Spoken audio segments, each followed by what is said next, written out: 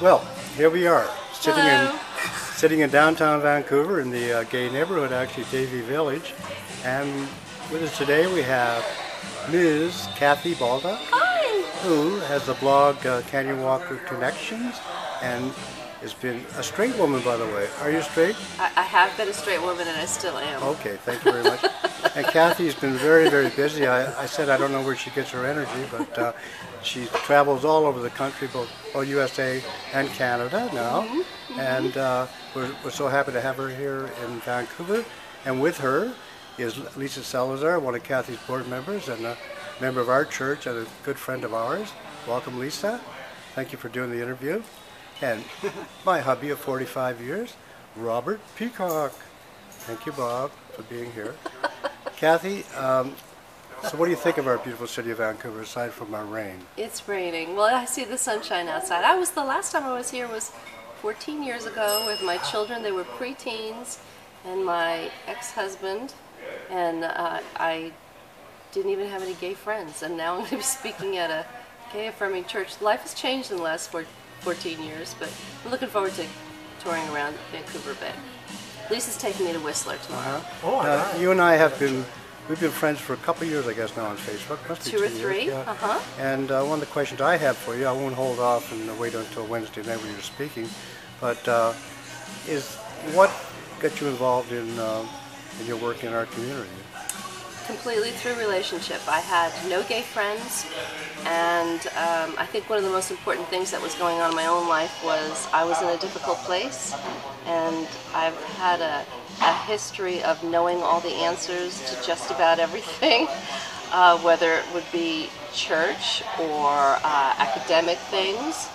And when my marriage started falling apart, it was the very first time I thought, well, maybe I didn't know all the answers, especially in God, because I did all the things as a Christian wife and mother, and my marriage was falling apart. So I was in a great place of just, not doubt about God, but doubt.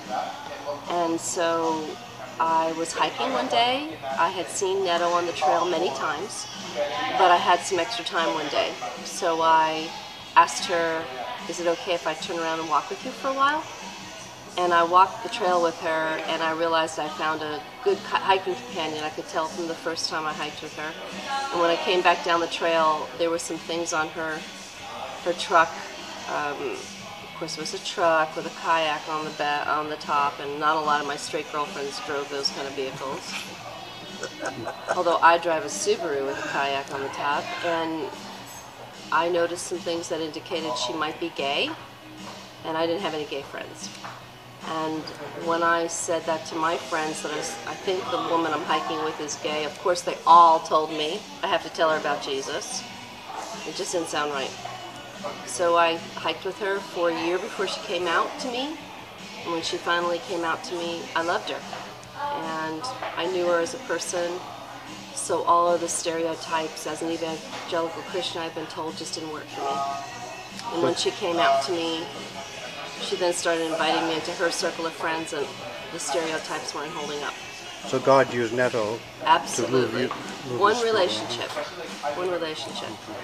And then it was still several years until I met a gay Christian.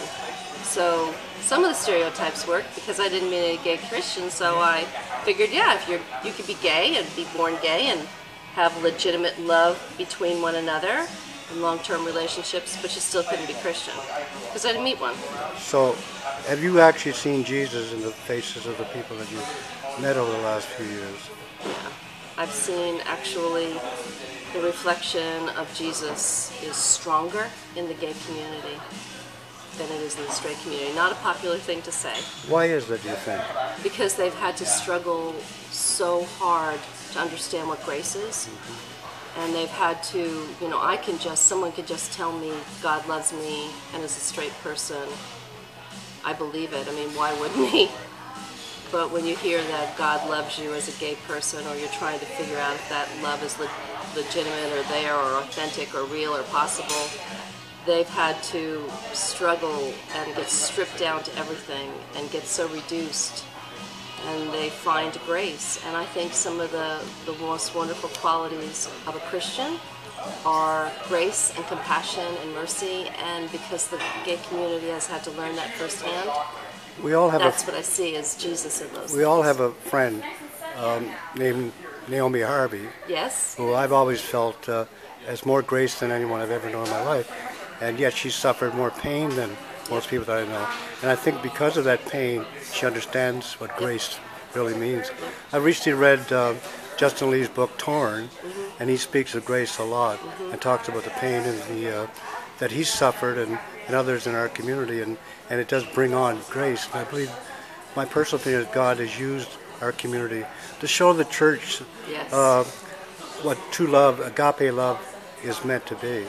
But it's not just grace, I think compassion. Compassion and mercy. Compassion is a word that I see, and a lot of people will tell me, oh, I have gay friends, or I know gay people, and I have compassion on them. And I'm telling you, it takes me one paragraph of listening to people, and I can hear it. I can hear it in the language, I can hear it in the way they speak about gay people, and I think compassion is actually one of the loveliest qualities I see in people. And when you've learned to suffer along others, or suffer for yourself in trying to find this love, you learn compassion. And the church could use a huge dose of understanding what grace and compassion are, because it's such an attractive quality too, that if we actually reflected those qualities, we would be attracting more people to Jesus.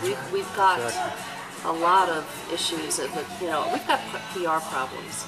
But if we displayed more grace and compassion, people would look at them. Because of our time constraints with YouTube, I'm just going to ask Lisa to say a couple of words. How do you feel about having Kathy here visiting? Yay! Well, Kathy and I, we were instant friends when we met on Facebook, and I met her through friends at the church that we go to, through Tori. And a week later, when I started coming to, in those days it was called Rainbow Community Church, now it's Lighthouse of Hope, Tori friended me on Facebook and sent me a whole bunch of suggestions of other people from the church that I could be friends with. But she also sent me a few days later a link to something that Kathy had posted on her blog about transgender people. She basically said, I talk a lot about the gays and lesbians, but today I'm going to talk specifically about trans people. And I watched that video, and I just felt so absolutely moved by the fact that here was a straight evangelical Christian woman who got it, and who not just got it, but spoke out about it. And so I sent her a friend request, and I sent her an email, and I told her a little bit of who I was. And like I said, we were instant friends from that moment on. And I'm privileged to be on her board of directors as for the last year or so. And she's been a nonprofit. And I'm just in awe of Kathy's